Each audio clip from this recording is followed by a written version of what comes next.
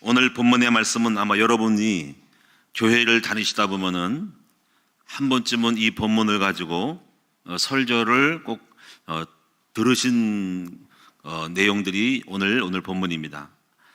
초신자들은 뭐 처음 듣는 분이시지만은 아마 교회를 다니신 분들은 이 본문을 가지고 반석 위에 집을 져라, 또 모래 위에 집을 지면 망한다, 이런 말씀을 들었을 것입니다.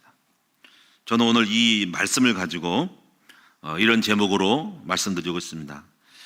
나의 진짜와 가짜를 분별하여 해야 응답이 온다. 여러분 속에는 진짜가 있고 가짜가 있고요. 그리고 내 주변에도 진짜가 있고 가짜가 있어요. 그래서 이것을 잘 분별할 줄 알아야지 응답을 받는 거예요. 다시 말하면은 우리가 항상 무엇을 명심하냐면은 실속 있게 해야 해요. 실속 있게. 헛짓을 하면 안 되고 실속을 있게 해야 돼. 실속 있게. 근데 이거를 분별을 해야 돼요. 헛것을 분별하고 실속 있는 진짜를 분별해야지 헛짓을 안 하고 실속이 되는 겁니다. 이 반석에 보면은 모래에 집을 짓다고, 이게 이제 그게 정말 잘 집을 짓는 것 같았잖아요. 제대로 된 집을 짓는 것 같았잖아요. 그런데 모래에 집을 짓니까 나중에 보니까 실속이 없이 무너지는 겁니다. 그죠? 끝이 안 좋다는 거지. 실속 없는 거죠. 사람들은 근데 눈이 삐어가지고 진짜 같은데 해보면 나중에 허탕이야. 도로나무와 미타볼이라는 거지. 근데 반석에 집을 짓는 거는 실속이 있는 거야. 나중에 가서도 그게 무너지지 않을까? 실속이 있는 거지. 그래서 오늘 여러분이 실속 있는 거를 여러분이 알고 실속 있게 살아야 됩니다. 그럼 실속이 없는 거에 대한 것들을 여러분이 알아야 된다는 거지. 그래서 오늘 제목을 진짜와 가짜를 분별해야 응답이 온다라는 겁니다. 그 진짜와 가짜가 내 안에도 가짜가 있고 진짜가 있다는 거예요. 예, 여러분 주변에도 가짜가 있고 진짜가 있어요. 뉴스를 봐도 가짜 뉴스가 있고 진짜 뉴스가 있어요.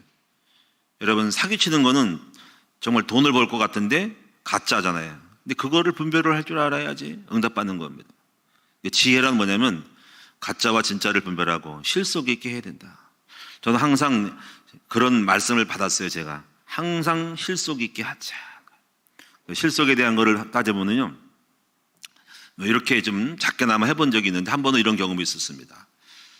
그 목회 개척 초기 때 우리 성도님들이 저한테 아마 제가 알기로는 자동차를 사라고, 그때 그게 맞는 거 모르겠어요. 500만 원인가를 아마 뭐 하는 것 같아요. 맞나요?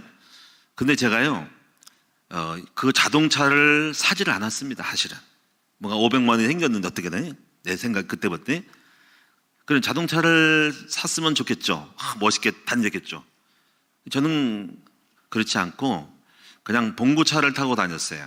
왜냐면 제가 이 생각을 했어요. 교회에 뭐 맨날 주일만 끌고 다니고 오라스먹고 놀고 다니는데 그 봉고차는 크게 교회가 부흥되지 안 되고 뭐 성경 뭐 유치도 없는데 맨날 세워놓은 거 그거 내가 타고 다니지 뭐. 그다음 그 돈 대신 제가 뭐 한 줄 아세요? 땅을 샀습니다. 땅을. 어디다가 땅을 샀을까요? 대부도에다가 땅을 샀어요. 50평짜리. 물론 나중에 그 땅이 팔아도 얼마 안 됐지만은 어쨌거나 그런 스타일이에요. 저는 그런 스타일. 그 돈을 가지고 생각하는 게 차야 남한테 뭐 볼 게 뭐가 있어. 어차피 뭐 바퀴 굴러가는 거고 잘만 굴러가면 되는 거지. 뭐 그거 가지고 내가 탤런트로 나갈 일이 있어? TV 나갈 일이 있어? 예? 별거 없는 거예요. 그냥 봉고차 타고 다니면 돼. 봉고차. 교회 개척교회 때 봉고차 맨날 놀고 다니고 집에 교회 붙어 있는데 그거 누가 안 끌고 다니는데 내가 끌고 다니는데지 뭐. 그냥 봉고차 타고 다니고 그 차 살 돈 있으면 난 땅을 산다. 이게 이제 제 실속이 있는 모습인 거죠. 그런 것들이 제가 마음속에 박힌 것이 무엇인지 실속 있게 한다. 그게 저는 보여요. 제가 이제 어떤 거를 또 들었냐면은 어떤 분이 그러더라고요. 그 공장을 하는 회사의 사장님들은 공장을 할 때 도시의 그 외곽에다가 반드시 땅을 사서 공장을 차린대요. 땅을 사서 공장을 차린대요. 근데 이제 이 공장을 해가지고 공장에 물건을 팔거나 하면서도 이제 밥은 먹고 살거나 인건비 주고 잘하면 저축을 좀 하고 못하면은 이제 까이는 거죠. 근데 저축했다가 얼마 안 되는 거예요. 근데 그 회사가 발전하는 방법이 뭐냐면요. 5년이 가고 10년이 가도 그냥 본전치기 해도 나중에 남는 게 있답니다. 바로 그게 뭐냐면 그 공장이 땅을 사서 공상을 했기 때문에 그 땅값이 오른다는 거예요. 그 나중에 지나가면 그 땅값 가지고 더 크게 된다는 거죠.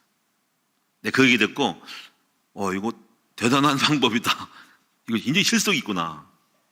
제가 이제 그런 얘기를 듣고 제가 목회를 하면서도 지금까지 처음 개척 초기에 지하실에 들어왔지 그 이후부터는 절대로 제가 상가를 안 갔습니다.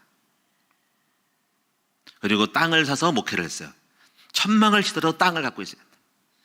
천막을 치더라도 땅에서 움직이지. 어차피 집이야 무슨 그냥 건물 천막 치고 있으면 되는 거야 컨테이너를 갖다 놔도 땅만 있습니다. 그렇게 했어요. 근데 사실 그게 굉장히 우리에게는 은혜가 된 거예요. 여러분 알다시피 교회에서 목회해서 먹고 살고 목회자 교역자들 먹고 살고 월급 주고 성도들 이렇게 교역자들 이렇게 주고 관리비 나가고 고정비 나가고 그거 가지고 모아서 되는 것은 없어요. 저축해가지고 그 다음을 수를 나간다고요? 천만의 말씀입니다. 교회가 오늘 여기까지 온 거는요, 땅을 사서 땅이 부가가치가 오른 거예요. 여러분이 아마 이 사실을 우리 오장로님 잘 알 겁니다. 300만 원 사는 땅이 700이 된 거고요. 여러분이 그걸 아셔야 됩니다. 저축을 해서 우리가 지난 1603 있을 때도요, 목회해가지고 거기서 성도들이 헌금해가지고 다 쓰고 남아서 땅을 샀다? 천만의 말씀입니다. 땅을 샀기 때문에 돈 모아서 산 게 아니라 땅을 사서 그 땅값이 오른 거예요. 그래서 올라가지고 그 땅값이 13억이 된 거예요. 차부 빼고 대출금 빼고 나머지가 13억이 된 거예요. 10년 만에 10억이 넘은 불어난 겁니다. 3억 들어가서 나머지 건축비 다 빠지고 건물고 다 빠지고 감가상각으로 빠져버리고 다 차포 뛰고 해도 결국 남는 건 13억이에요. 그러니까 무슨 얘기냐면요, 제가 이걸 근거를 검증을 하면서 무엇을 까냐면 항상 사람은 무엇을 할 때 이렇게 좀 실속이 있는 거를 찾아서 해야 한다는 거죠. 그게 보이거든요. 이런 이야기들은 많이 있습니다. 제가 이번에 이제 여러분들 알다시피 우리 큰나무교에서 골드 아파트 상가를 매입을 합니다. 근데 여러분 알다시피 여러분도 다 알아야 됩니다. 총 금액은 3억 4천만 원입니다. 대출 2억 1천입니다.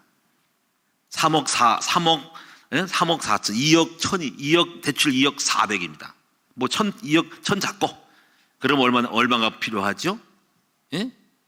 여러분 1억 4천 정도면은 1억 한 5천 되면 끝나는 거죠, 그렇죠? 1억 5천이면 끝납니다. 1억 5천만 있으면 그 상가는 우리 거가 되는 거죠.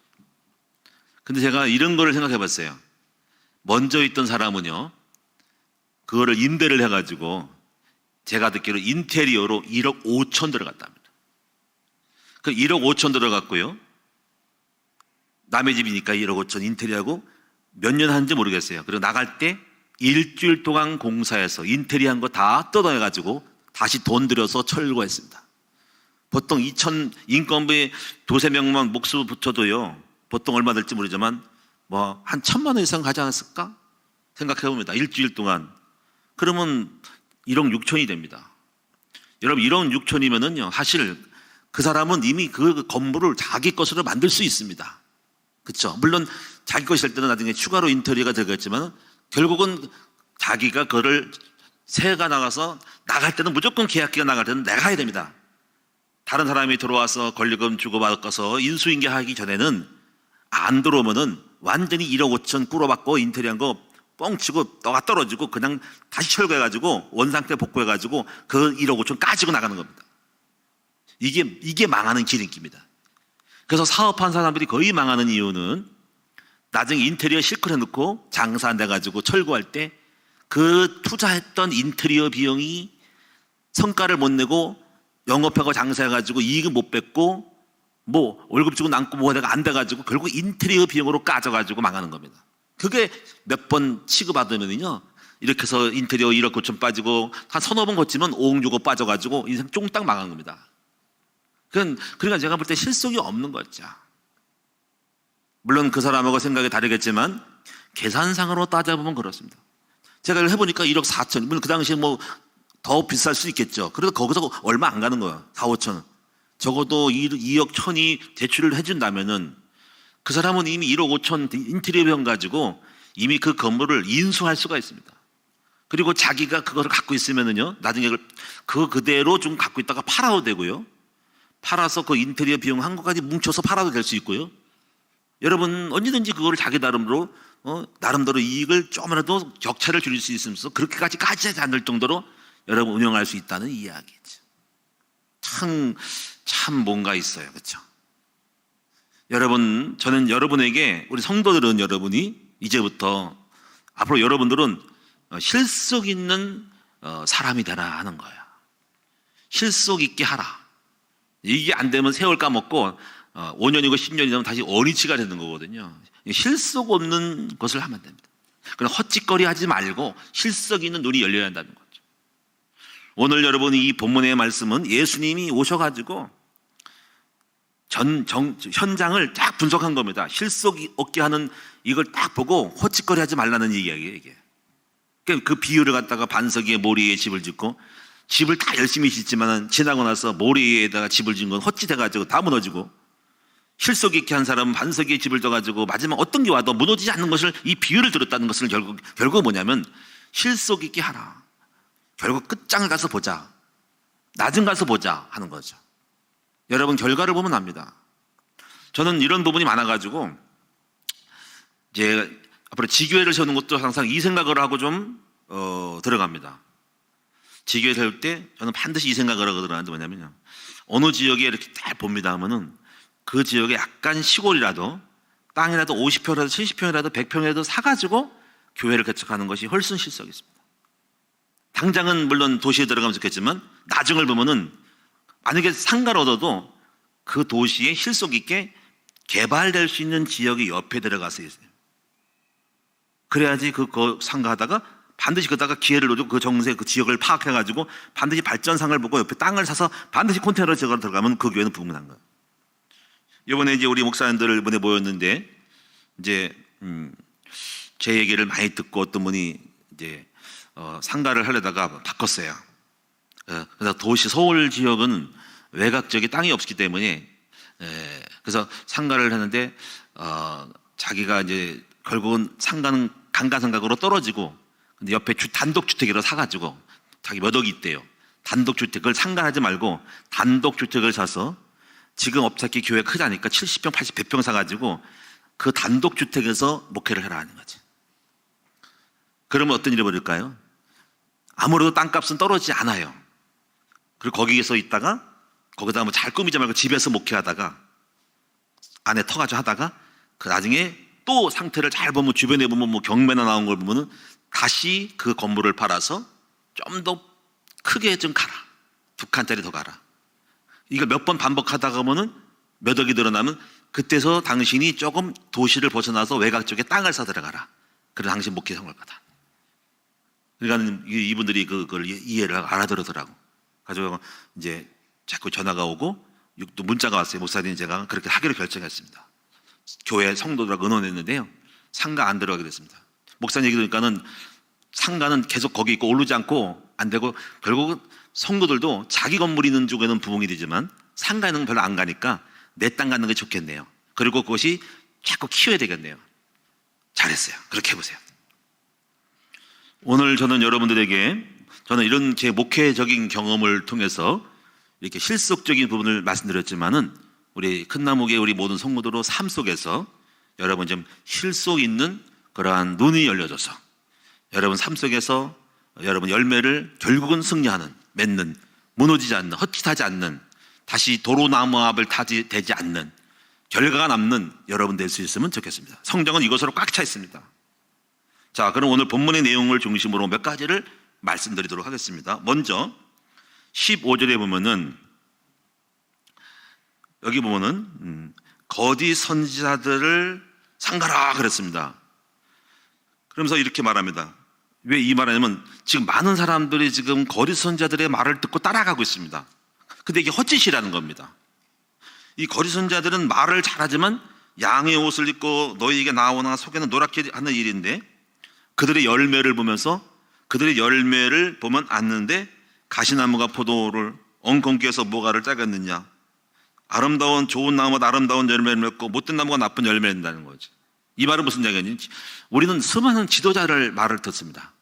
근데 그 지도자가 열매가 없는 지도자의 말은 허탕칠 경우가 많아요. 다시 말하면 그 사람은 가보지 못한 것, 경험하지 못한 방법들을 말하면서 끌고 다니지만 응답이 없기 때문에 길을 몰라요. 근데 여기서 막 따라갑니다. 저는 이제 목회를 이렇게 노회에서도 이렇게 목사님 설교를 듣으면은 어떤 분은 저건 아닌데 하는 생각이 듭니다. 근데 그분의 목회를 보면은 교회가 부흥이 안 돼 있어요. 근데 어떻게 이 교회가 이상한 거는 부흥되지 않은 목사들이 정치를 해가지고 회장이 되거나 설교를 막 합니다. 근데 설교를 해보면 어떤 게 오냐면 별 필요 없는 이야기를 많이 하고 실속 없는 이야기를 많이 하고 추상적이고 막연한 이야기를 많이 합니다. 그러면 생각을 많이 하게 되고 그러니까 결국 아무런 이득이 없는 말을 하는 거죠. 근데 생각합니다. 만약에 굉장히 목회가 부흥되고 성공한 사람들은 그 1시간, 2시간을 저렇게 말하지 않을 건데 정말 도움이 되는 말을 할 텐데 아무 도움되는 맞지 않는 말을 하는 경우가 많아지고 그렇습니다. 제가 어저께 이제 얼마 전에 목사님들 모임에 갔더니 어떤 남자 목사님이 그 사업하면서 목회를 하시는 분인데 저한테 저를 띄우려는 건 아니지만 제가 몇 가지 얘기를 했거든요. 이 전도에 대한 거를 제자 훈련에 대한 걸 얘기했더니 저는 목사님이 목회에 나름대로 열매가 있기 때문에 저는 목사님의 말씀을 듣고 100% 신뢰합니다. 수많은 사람들이 막 서너 시간을 떠들고 얘기해도 목사님이 한마디 하는 것이 저는 신뢰가 갑니다. 왜냐하면 목사님은 결과가 있기 때문에 수많은 사람이 수천 시간을 말해도 목사님이 1시간 말한 것만 못합니다. 저를 이해한 말이라고 생각하다가 그럼 하지 말라 했지만 그거 아니라는 거죠. 근데 그 사람의 말을 이해가 됐습니다. 여러분 우리는 길을 가본 사람은 그 길을 가본 이야기를 제대로 합니다. 그래서 필요한 얘기를 하고 그 사람 맞는 얘기를 하면서 실제적인 도움이 되는 실속이 있는 거거든요. 그러니까 여러분 이 선지자가 뭐냐면요. 열매를 보아서 하는데 열매가 하나도 없는데 그들은 떠듭니다. 가모니서를 떠들고 좋은 말을 하는데 그러니까 그것을 거기서 미혹되어 있는 백성들을 보고 예수님이 질타하는 겁니다. 거짓선자들을 삼가라. 열매를 벗어 안다. 그들이 말을 가모니처럼 하고 아주 기가 막히게 하고 맞는 말 같지만은 그들 속에는 독이 있고 독사가 독이 있다. 어떻게 나쁜 나무에서 좋은 열매를 맺을 수 있니? 좋은 나무만 좋은 열매 맺고 나쁜 건 좋은 열매 맺을 수가 없는 거야. 근데 너희들은 전부 거기에 미혹돼가지고 따라가는데 따라가기 때문에 너희들도 똑같이 열매가 없이 되는 거야 라고 하는 겁니다. 이게 예수님의 이 사역이라는 것은 전국을 찌르는 거예요. 아마 바리새인들을 볼 때는 찔릴 겁니다. 백성들에게는 눈이 열려지는 것이죠. 주님은 진짜와 가짜에 대한 통찰을 가지고 살래 그 사현상 속에 전부 속아 넘어지고 장님이 돼가지고 소경을 이끌어가는 현장을 보고 그 예수님의 핵심을 찔러버린 거거든요. 그러니까 이게 열받은 거죠. 가슴이 턱하면서 저놈 때문에 우리 정치가 들켰네. 그러니까 바리새인들이 예수를 잡아 죽이려는 겁니다.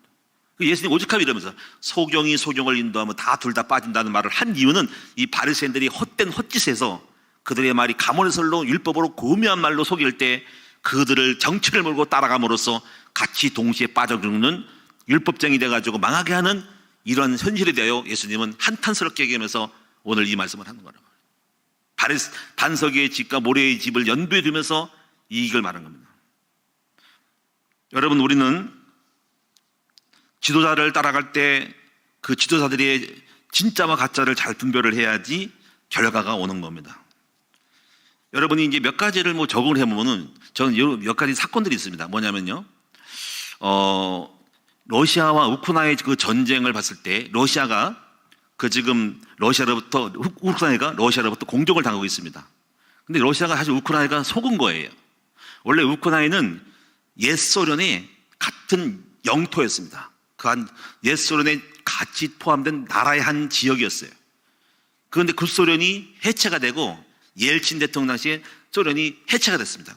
그래서 루마니아, 폴란드 나라가 다 흩어져가지고 이렇게 각각 흩어져서 독립적인 나라가 되는데 그때 우크라이나 나라가 독립을 하려고 했습니다. 근데 이 옛 소련에서 핵이 한 5천 발 정도가 거기에 남아 있었어요. 우크라이나 지역에. 근데 그게 문제입니다. 근데 이제 그 나라가 핵을 갖고 있으면 안 되기 때문에 몇 나라가 지금 얘기를 했어요. 그게 러시아, 미국하고 프랑스인가 누군가, 영국이 누군가 해가지고 당신이 그 핵폭탄을 가지고 넘겨야 된다. 러시아로 넘겨야 된다. 그 대신 우리가 당신의 나라를 안전을 보장해 줄게. 경제에도 도와줄게 한 거예요. 그러니까 이게 이 지도자들의 이 정치 열강의 나라의 말을 듣고 핵을 넘겨줬습니다. 물론 그게 핵이 사실은 정확히 보면은 핵을 운용할 만한 능력도 없었답니다. 왜냐하면 15년마다 핵 탄두를 바꿔야 되겠고요. 그리고 핵을 누를 수 있는 폭탄은 러시아에 있었대요. 그러니까 사실 무용지물일 수 있는데 그래도 뭔가 갖고 있는 건데 하여튼 그거를 돈을 들여서 운영할 만한 능력도 없었지만 어쩌거나 거기서 넘어가가지고 핵 자체가 우크라이나로 떠나가게 된 겁니다. 근데 그 이후 어떻게 됐을까요? 그들의 말을 듣고 나중에 그렇게 해가 안전보장이 될 줄 알았는데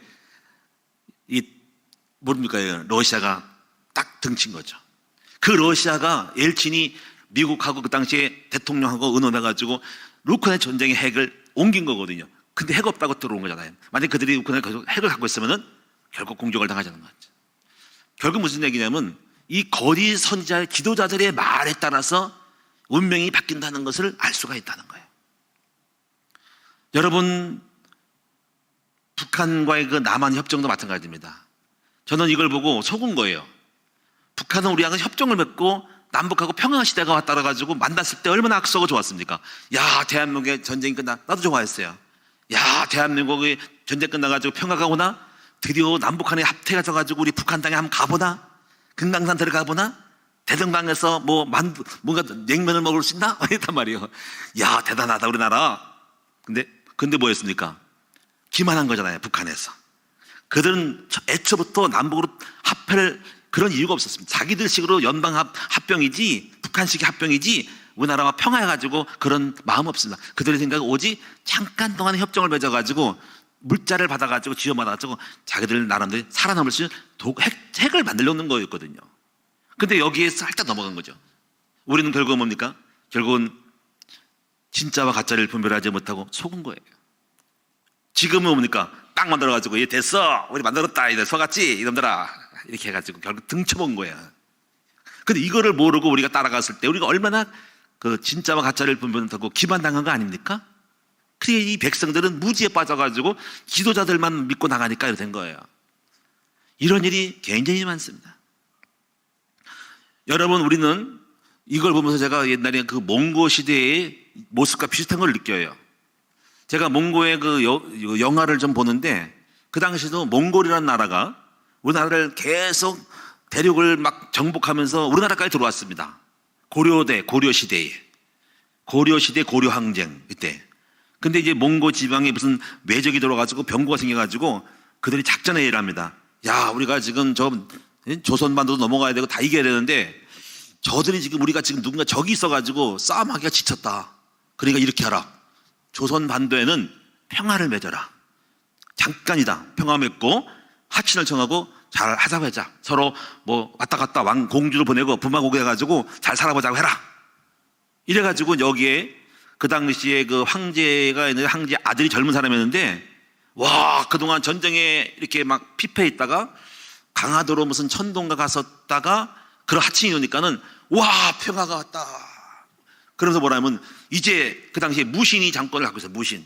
무신들이 막 싸우자는 군인들이 막 장권을 갖고 있는데 선포하는 겁니다.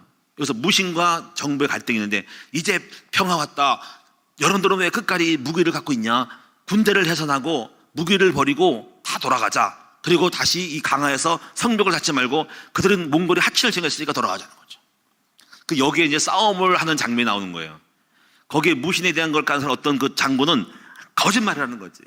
지금 저들은 거치다 합병하고 결국 그들은 야욕을 늘어내고 잠깐 동안 휴전한 척하는 것이지 우리 결국 우리나라를 잡아먹을 건데 왕들은 왜 그러냐는 거지. 여기 갈등이 있는 것이 그 당시 몽고와의 그 군인들과의 싸움이었어요. 그게 이제 무신이라는 그 영화의 내용의 주제입니다. 근데 지금 똑같습니다. 흑암들은 계속 우리를 공격하려고 그러지 평화가 아닙니다. 우리는 속으면 안 된다는 거죠. 저는 오늘 여러분에게 정말 기본적으로 여러분이 가짜와 진짜를 이런 부분에 대해서 우리는 막연하게 우리 백성이 무지하기 때문에 임금이나 대통령이 끌고 가는 거에 대해서 끌려가지 말고 이제는 우리가 깨어나서 진짜와 가짜를 분별할 수 있는 여러분이 되셔야 한다는 것을 말씀드리고 싶습니다. 외국에 한 선교사가 있었습니다. 해외에 있는 선교사가 한국에 들어와가지고 선교 활동을 하는데 어떤 농부가 찾아왔어요. 그 농부는 심한 종기가 걸려가지고 온몸에 막 종양이 일어났습니다. 뭐 암은 아닌 것 같은데 그래가지고 뭐라고 하냐면 선교사님 계십니까? 어떻게 오셨습니까? 했더니 제가 종기가 있어가지고 소문 듣고 왔는데 선교사님에게 좋은 약이 있다는 소식을 들었습니다. 있죠. 어디 몸이 어떤데 그러세요? 심한 거는 못 고치지만 웬만한 건 고칠 수 있어요. 여기 몸에 막 염증이 나고 종기 있습니다. 이거 고칠 수 있습니다 하고 그때 주신 약이 페니실린이었습니다. 페니실린. 그래서 농부하는 말이 이거 얼마입니까 했더니 그냥 공짜로 가져가세요. 예수님의 사랑과 자비로 주는 겁니다 했더니 아니 안 받아요. 안 받습니다. 그냥 가져가시고 당신이 병만 나으면 됩니다. 그리고 예수님을 믿으면 됩니다. 근데 이걸 받아가지고 가는데요, 이 농부가 의심하는 거야. 세상에 이렇게 내 몸에 병을 고치는 좋은 약이 공짜라니. 의심이 돼가지고 지나가다가 이거 분명히 가짜일 거야. 이렇게 공짜에 줄 리가 없어. 그래서 가다가 그 페니실린 갖다가 저 논두렁에 갖다 버렸어요. 그래가지고 의사는 결국은 종기를 낫지 못하고 나중에 죽었다는 말이 있습니다. 이건 무슨 얘기냐면요, 많은 사람들이 어리석게도 진짜 좋은 거를 모르고 좋은 것과 가짜와 진짜를 분별하지 못해가지고 결국은 이거를 배척하고 결국 망하는 겁니다. 여러분, 우리 예수 믿는 것도 마찬가지 아닙니까? 예수 믿으면 그러면 공짜입니다. 성경을 말하기를 값 없이 돈 없이 와서 포도주와 값을 사라니까는 너무 공짜니까는 안 믿어요. 그렇게 돈이 안 들어가냐. 그래가지고 엉뚱하게 돈 많이 들어가는 우상에 갖다가 돈 갖다 바치고 돈 다 빼먹고 집 다 팔아가지고 그게 진짜인 줄 알고 오는데 사실은 그게 가짜거든요. 그 사람들은 그러면 돈 많이 들어가야 진짜인 줄 알아. 우리 예수 믿는 건 공짜고 너무 좋으니까 가짜인 줄 알고 안 받으니까 이처럼 어리석은 것이 있습니까? 이렇게 사람들은 말이죠, 진짜와 가짜를 분별하지 못하는 것입니다. 어떤 여담으로 우리 태영호 여러분 여기 그 국회의원 아시죠? 국민의힘 태영호, 북한에서 영국에서 그 대사하다가 오신 분이 그럽니다. 여러분, 북한에는 교회가 있대요. 근데 이런 말이 있습니다. 지금 북한 당국에서 외부에다가 북한에도 종교의 자유가 따라 가지고 가짜 예배당을 세웠대요. 가짜 예배당. 그래서 가짜 교인, 가짜 예배당, 가짜 세워 가지고 우리 이렇게 예배 드린다는 걸 보여주는 거예요. 그런데 문제가요, 생겼어요. 가짜 교회와 가짜 교인이 진짜 교인이 됐답니다. 왜 그럴까요? 가짜로 막 성경 읽다가 성령의 은혜 받고, 가짜로 찬성 억지로 부르다가 찬송 부르다가 가세 은혜 받았어요. 그래가지고 가짜 교회인데 그 찬송가 가사에 은혜 받아가지고 밖에서, 교회 밖에서 찬송가 소리를 듣고 왔다리 갔다리 견눈질하는 사람이 많이 생겼대요. 태영호 그 국회의원이더라고요. 그러니까 가짜 같은 진짜가 생겼다는 거예요. 참 이게, 그러니까 이게 뭐입니까? 아무리 진짜는 가짜라고 숨겨도 진짜일 수밖에 없다는 거죠. 진짜는 드러날 수밖에 없고 진짜는 결국은 열매 맺는다는 겁니다. 가짜는 아무리 진짜의 흉내를 내도 결국 없어지는 것이죠. 오늘 여러분이 21절을 보면 이 말씀도 한번 참고를 해볼까요? 주여 주여 하는 자마다, 여기 보내서 다 천국에 들을 것이 아니요 다만 하늘에 계신 아버지 뜻대로 행하는 자라야 들어가리라. 이것도 가짜와 진짜가 있어요. 여러분이 이제 이런 말이죠. 중요한 건 여러분이 절대로 이걸 무시하는 게 아닙니다. 기도만 한다고 잘 되는 게 아닙니다. 말씀대로 살아야 잘 되는 겁니다. 여러분, 공부한 학생이 주여 저에게 공부를 잘하게 하여 주옵소서. 그때 공부 잘하는 게 아닙니다. 실제로 파고 들어가야 잘하는 겁니다.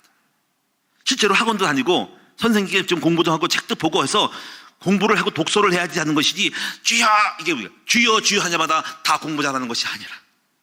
무슨 얘기 아시겠습니까? 제가 옛날에 그런 어리석은 거였어요. 제가 주여 저에게 지혜를 달라고 했더니 하나님 말씀하기를, 야, 책도 안 보고 지혜를 달라고 하냐? 책도 안 보고 연구도 안 하고 학자형을 달라고 하냐? 그러니까 제가 깨닫는 건 뭡니까? 결국 우리가요 계속 뭐 주여 하고 뭐 신비주의, 여러분 신비주의 한다고 되는 게 아니에요. 은사 받는다고 무조건 되는 게 아닙니다. 중요한 것은 말씀대로 살아야 응답하는 거예요. 말씀을 실천해야 되는 거예요.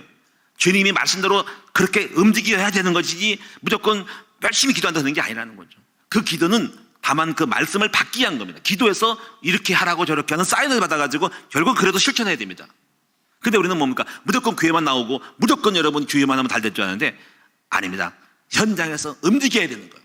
실제로 실천해야 됩니다.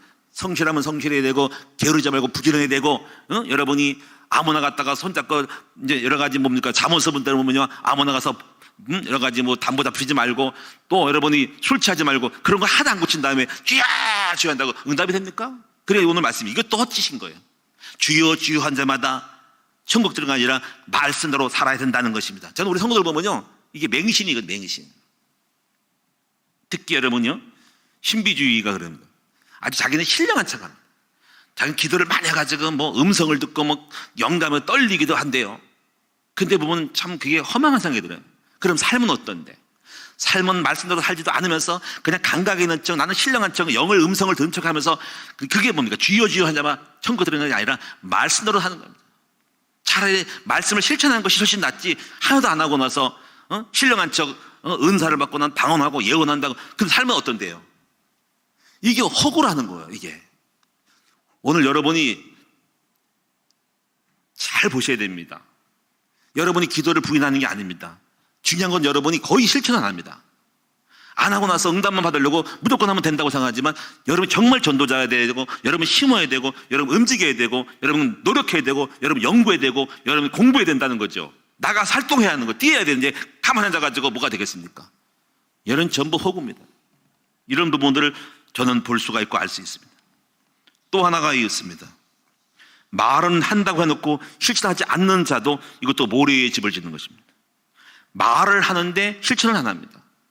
양치기 소년이 여러분 아시죠? 야 심심해가지고 놀고 싶어가지고 마을 사람들한테 깜짝 놀랍니다. 늑대가 왔습니다. 늑대가 왔습니다. 내가 마을 사람들이 늑대가 왔어? 몽둥이 들고 쫓아왔는데 하하하하 제가 심심해서 해봤습니다. 에이 뭐 그러냐 했더니 그런 줄 알았는데 그 다음에 또 가만히 가 몸이 근질거리니까 또 소리칩니다. 늑대가 왔어요. 늑대가 왔어요. 내가 마을 사람이 몽둥이 쫓아왔어요. 근데 또 아니야. 야 쟤는 맨날 뻥만 치네. 믿을 놈이 아니네. 근데 진짜 늑대가 왔습니다. 이때 양치기 소년이 말합니다. 늑대가 왔어요. 늑대가 왔어요. 그러니까 또 거짓말이지 하고 몽둥이 안 들고 왔다가 물려 죽고 말았다는 거죠. 여러분 우리는 여러분이 정말 정직하고 한 말은 실천을 해야 돼요. 이번에 암흑의 대표가요 여러분이 체포 가결됐습니다.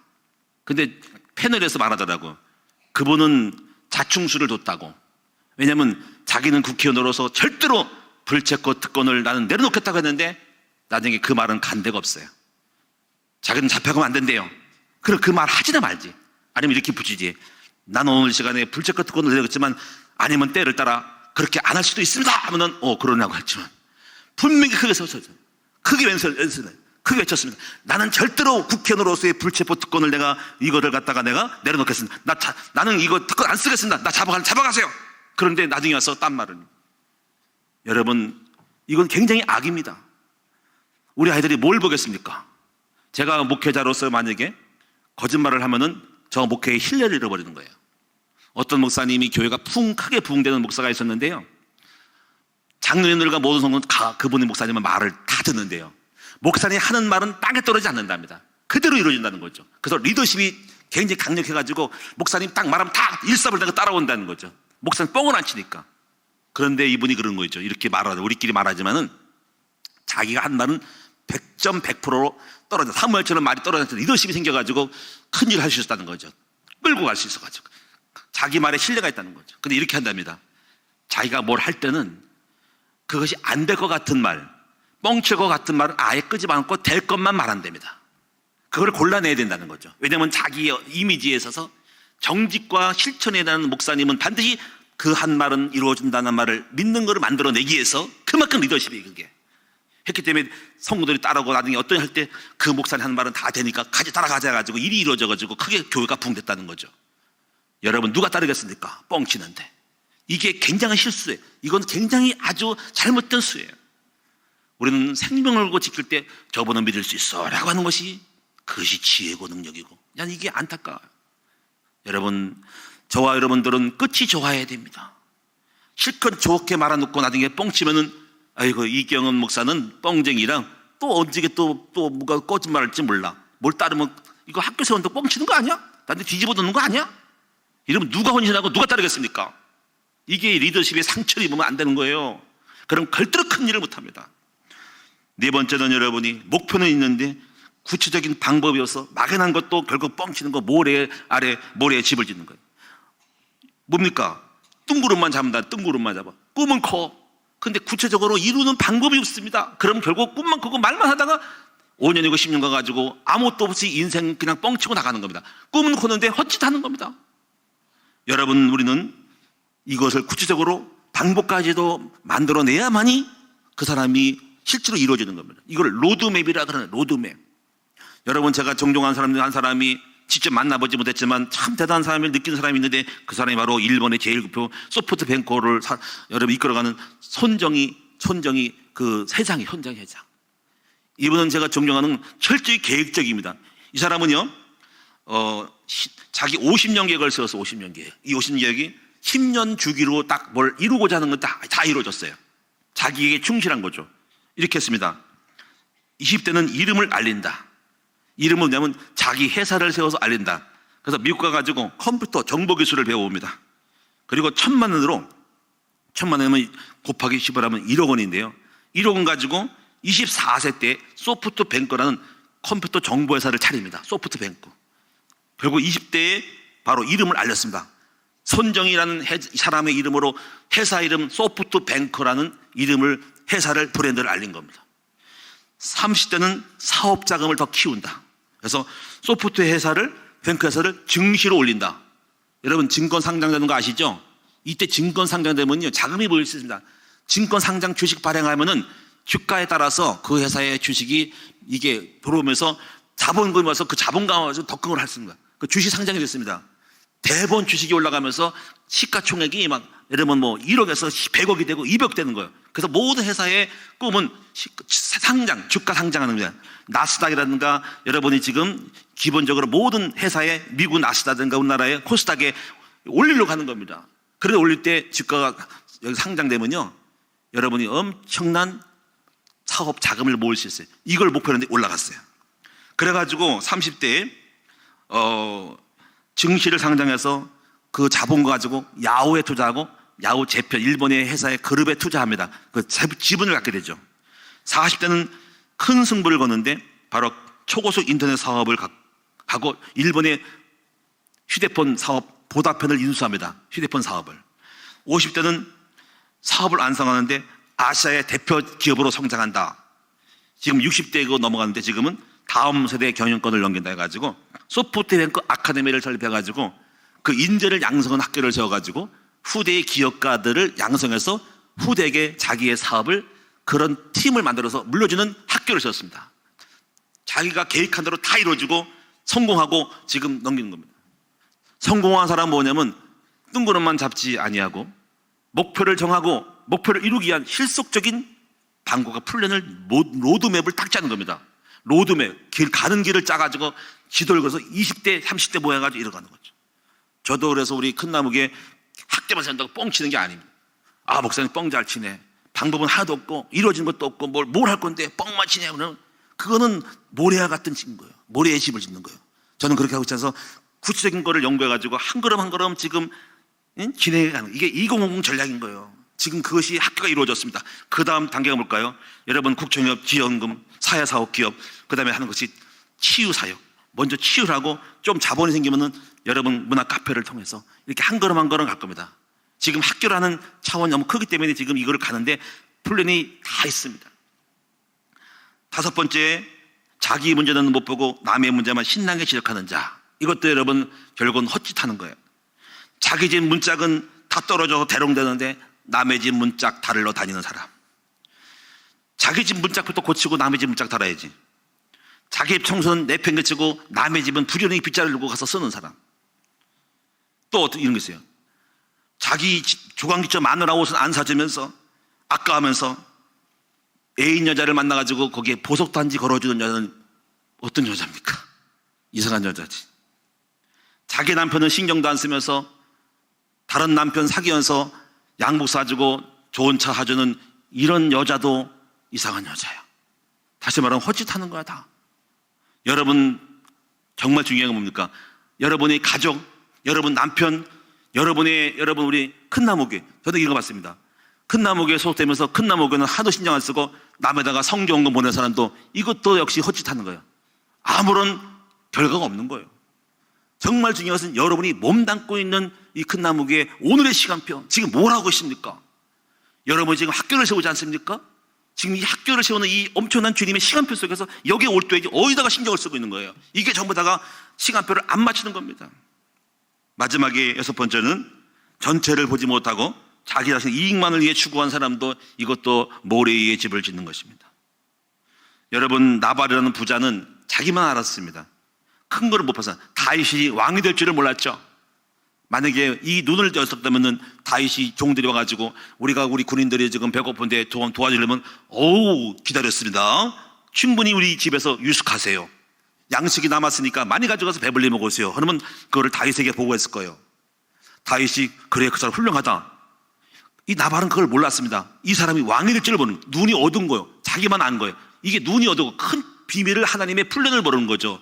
만약에 이 나발이 다윗을 도왔으면은 나중에 이 사람이 그 은혜를 알고 다윗이 뭘 세웠을까? 경제부 장관을 세웠을 거예요. 아마 큰 영토를 줘가지고 어떤 무효권을 줬을 겁니다. 지금보다 10배, 100배를 복받을 건데 이 나발은 눈이 안 열려가지고 큰 눈을 못 열어가지고 자기 좁은 안목에서 인생을 망쳤으니 결국은 이 남편은 하나님 쳐서 죽어버리고 그의 부인은 다윗의 와이프가 됨으로 갑니다. 이게 얼마나 어리석은 것입니까? 사랑하는 성도님들, 여러분 결론적으로 짓겠습니다. 마지막에 가서 누가 망하고 헛짓하느냐, 아니면 누가 살아남고 결국 과연 잘했다라고 열매 맺는 견고한 훗날에 웃을 수 있는 자가 누구냐? 여러분 이 눈을 열고 진짜와 가짜를 분별하는 여러분 되시기 바라고, 내가 하는 모든 것이 여러분 나중 가서 헛소고가 되지 않도록 실속인지 아닌지를 잘 보면서 하시는 여러분 되시기를 바랍니다. 그것이 여러분에게 필요한 지혜라는 거죠. 오늘 밤에 지혜를 달라고 기도합시다. 저도 항상 생각해요. 내가 헛짓하는 것이 아닌가라는 거. 절대로 헛짓하면 안 된다는 거지. 세월이 얼마 남았습니다. 그 세월이 얼마 남았는데 헛짓하다가 인생 다 종치면 끝나잖아요. 남은 세월, 시간을 낭비하지 말고 세월을 아끼고 실속 있게 살아가야 된다 하는 것입니다. 저도 부족해가지고 여기까지 왔지만 항상 생각하는 거예요. 실속 있는 사람이 되자. 여러분 옆 사람하고 인사합시다. 실속 있는 사람이 되세요. 허탕치지 마세요. 헛짓하지 마세요. 여러분 실속 있게 삽시다. 나중에 웃읍시다. 끝나가서 슬프게 웃지 말고 여러분이 기쁘게 마지막을 웃을 수 있는 훗날에 노래하는 저와 여러분 되기를 주님의 이름으로 축원합니다. 기도하겠습니다. 처음은 약했습니다. 처음은 비웃었습니다. 누가 알았겠습니까? 우리 훗날이 이렇게 웃을 날이 있을 줄을. 우리 대안학교는 훗날에 웃을 것입니다. 이것은 헛된 것이 아닙니다. 후대에게 투자하는 것은 헛된 것이 아닙니다. 보화를 하늘에 쌓는 것도 헛된 것이 아닙니다. 사랑하는 성도님들, 마인드가 바뀌게 하옵소서. 눈이 열려서 아버지 헛된 것을 쫓아가지 말고 올바른 실속 있는 하나님 사람들 되게 하옵소서. 복음 가진 사람을 만나게 하시고 복음 가진 큰 나무교회로 오게 한 것도 실속 있는 것이고, 말씀을 들을 때 복음이 없이 들으면 아무리 들어도 나중에 헛것이 되지만 실속 있는 말씀을 들으면, 복음을 들으면 과연 내 삶이 열매를 맺을 수밖에 없습니다.